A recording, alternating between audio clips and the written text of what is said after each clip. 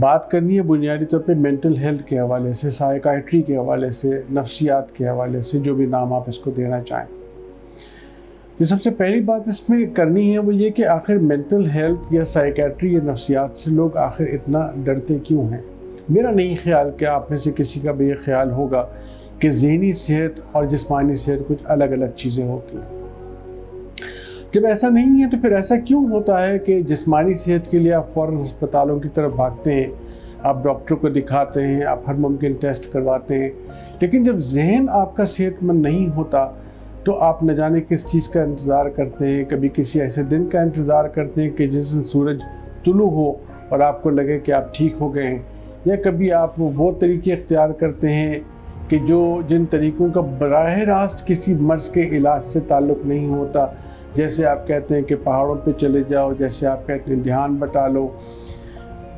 WHO जो हमारा आलमी इदारा सेहत है, वो ये कहता है कि ज़हनी सेहत के लिए या किसी भी किस्म की सेहत के लिए चंद एक बातें जो बहुत ज़रूरी हैं, उनमें से 2 बातें जिनकी तवज्जो हम लोग की तरफ नहीं जाती, वो ये कि एक बात तो ये है कि ये नहीं कि सिर्फ इंसान को कोई अलामत ना हो, यानी इसको कोई तकलीफ़ ना हो, बल्कि ये भी ज़रूरी है कि इंसान अपने रोज़मर्रा के कामों में जो उसको टेंशन्स होती हैं, जो स्ट्रेसेस होती हैं, उनको वो आसानी से हल कर सके। रोज़मर्रा की मामूलात के मुताबिक टेंशन्स की बात कर रहा हूँ, बड़ी टेंशन्स की बात नहीं कर रहा हूँ। और एक बहुत अहम जो ज़हनी सेहत का है वो ये कि इंसान फंक्शनल हो, फ़आल हो। साइकेट्री की बाज़ दवाइयाँ ऐसी बन जाती हैं, ये बात अमराज ऐसे होते हैं कि जिनमें नीड ऐसी होती है कि आपको तवील अरसे तक दवाइयाँ खानी पड़ती हैं। पर मैं आपको पूरे वसूख के साथ कहता हूँ, किताबी इल्म के वसूख के साथ कहता हूँ कि इनमें से कई अमराज ऐसे होते हैं कि जिनमें दवाइयाँ मुकम्मल तौर पर छूट जाती हैं।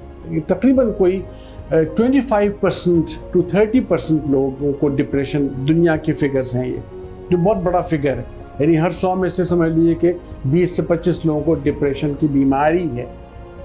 यहाँ एक बात और समझ लीजिए, डिप्रेशन का नाम बड़ा बदनाम है। किसी से पूछो कि भाई मतलब तबीयत का, ये डिप्रेशन तो आजकल किसको नहीं होता। मैं डिप्रेशन की बीमारी की बात कर रहा हूँ। और जब हम बीमारी की बात करते हैं तो उसमें कुछ अलामात हैं, उन अलामात की कोई ड्यूरेशन है और उन ड्यूरेशन की वजह से उनके फंक्शंस की खराबी है। तो मैं डिप्रेशन की बात क्यों करना चाहता हूँ, एक कि इसका प्रेवलेंस जिसको हम अंग्रेजी में कहते हैं वो काफ़ी ज़्यादा आदाद शुमार के हिसाब से। नंबर 2, यंग एज में होती है, 20 साल से की उम्र में होती है। सबसे कॉमन एज आजकल चल रही है 20, 21, 22 साल की। नंबर 3, डिसेबल कितनी करती है, अप टू 70% आपकी सलाहियतों को लेके चली जाती है। यानी आप सिर्फ 30% पे काम कर रहे हैं इंस्टेड ऑफ 100% आउटपुट। नंबर 4, सबसे बड़ा ग्रेव साइड इफेक्ट डिप्रेशन के ना ट्रीट होने का, सुसाइड। 15 से 20% मरीज इसके सुसाइड कर लेते हैं। तो डिप्रेशन की बात मैं इन 4 हवालों से करना चाहता हूँ, डिसेबिलिटी, प्रेवलेंस, सुसाइड और यंग एज। यंग एज से मुराद क्या है कि अगर किसी को 50 साल में होती तो चलिए कोई बात नहीं, वो अपने आप को सेट कर चुका है। 20 साल की उम्र का जवान अभी टेक ऑफ पोजीशन में, उसका जहाज अभी रनवे पे दौड़ रहा है टेक ऑफ करने के लिए, और उड़ने भी ना पाए कि गिरफ्तार हुए हम वाला हिसाब किताब हो जाता है। सोचिए कितनी बड़ी डिसेबिलिटी है जो कि अनट्रीटेड रह रही है।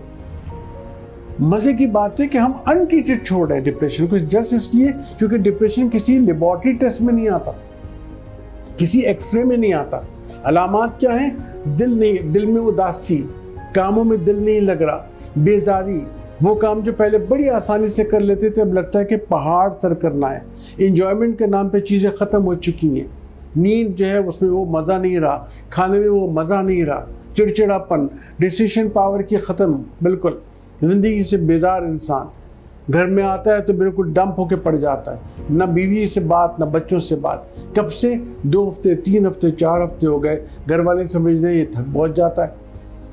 यहाँ तक कि महीने गुजर जाते हैं और जब उसका ये सारा ट्रीटमेंट नहीं हो पाता तो फिर अल्टीमेटली क्या होता है कि उसका ये डिप्रेशन की सारी चीज़ें जिस्मानी बीमारियों में ढलना शुरू हो जाती है। वो एक नई कहानी शुरू हो जाती है जिसमें फिर कभी हम आपसे बात करेंगे। तो कहना ये चाहता हूँ कि डिप्रेशन अपनी सीरियसनेस के हवाले से एक बहुत ही बुरी बीमारी है, ट्रीटेबल बीमारी है। सिर्फ एक गोली बस लंबा चौड़ा नुस्खा नहीं, सिर्फ एक गोली 6 महीने खाइए, 1.5 महीने में ठीक हो जाइए। 6 महीने क्यों खाइए? ताकि दोबारा पलट के आने के चांसेस बहुत कम हो जाएं। अब अगर इनमें से जो आप शुरू से अब तक की गुफ्तगू में अगर आपको लगता है कि आपको किसी मदद की ज़रूरत है, मदद से मुराद है कि इलाज की, ठीक है ना। देखिए, मसला बयान का, मसलों के लिए भी हमारे पास लोग हैं, साइकोलॉजिस्ट हमारे पास हैं लियाकत नेशनल हॉस्पिटल में, और अमराज के लिए भी हमारे पास साइकेट्रिस्ट मौजूद हैं। इन दोनों चीज़ों को अलग अलग ज़रूर कर लीजिएगा। मर्ज और मसला अलग होता है। मसले का हल के लिए इंसान डॉक्टर के पास नहीं जाता, या अजीज़ों रिश्तेदारों के पास आता है, और मसला टेक्निकल नौइयत का हो, या वही जो 2 फैक्टर्स मैंने आपसे बताए थे कि कन्फाइड ना कर पाए या जजमेंटल हो जाए, तो साइकोलॉजिस्ट के पास जाइए। मर्ज हो गया है तो साइकेट्रिस्ट के पास आइए। साइकेट्रिस्ट के पास आने से मत डरिए।